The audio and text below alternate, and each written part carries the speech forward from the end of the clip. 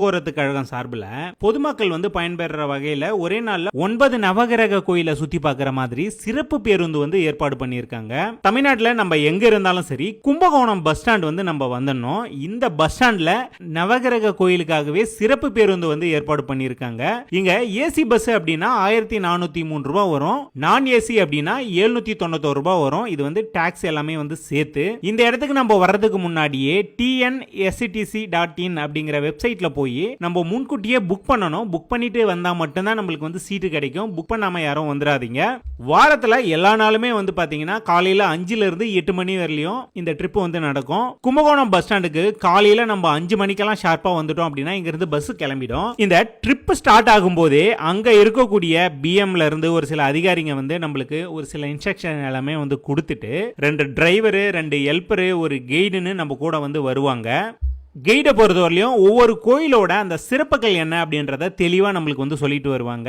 இந்த ஆன்மீக டூர்ல நம்ம முதல்ல போனது சந்திர பரிகார ஸ்தலமான திங்களூர்ல இருக்கக்கூடிய கைலாசநாதர் கோயிலுக்கும், இரண்டாவதா குரு பரிகார ஸ்தலமான ஆலங்குடியில இருக்கக்கூடிய ஆபத் சகாஸ்வேரர் கோயிலுக்கும் நம்மள கூட்டிட்டு வருவாங்க. இந்த கோயிலுக்கு நம்ம வந்ததும் காலையில டிஃபன் நம்மளுக்கு ரெடியா இருக்கும். அதாவது இந்த ட்ரிப்ல வராங்க இல்லையா, யாராவது ஒருத்தவங்க பாத்தீங்கன்னா அன்னதானம் நம்மளுக்கு பண்ணுவாங்க.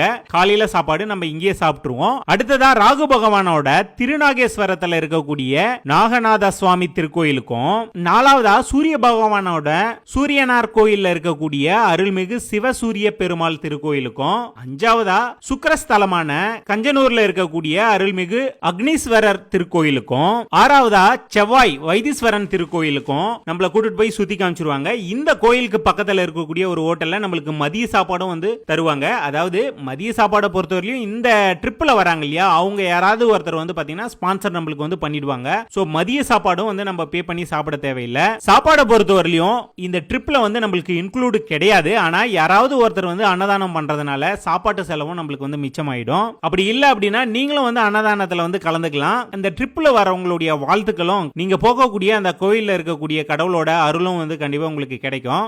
ஏழாவதா கேது ஸ்தலமான கீழ்பெரும்பள்ளத்தூர்ல இருக்கக்கூடிய ஸ்ரீ நாகநாத சுவாமி திருக்கோயிலுக்கும், எட்டாவதா புதன் ஸ்தலமான திருவெண்காடுல இருக்கக்கூடிய சுவேதரண்யேஸ்வரர் திருக்கோயிலுக்கும், ஒன்பதாவதா சனி பகவான் இருக்கக்கூடிய திருநள்ளாருக்கும் நம்மள கூட்டிட்டு போய் அங்க சுத்தி காமிச்சிருவாங்க.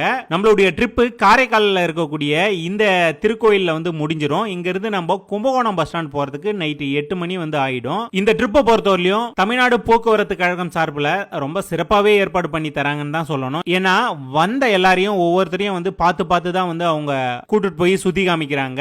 வெறும் 750 ரூபாயில ஒரே நாள்ல இத்தனை கோயிலுக்கும் கூட்டிட்டு போய் சுத்தி காமிக்கிறது உண்மையாலுமே ஒர்த்தான ஒரு ட்ரிப் தான் இது.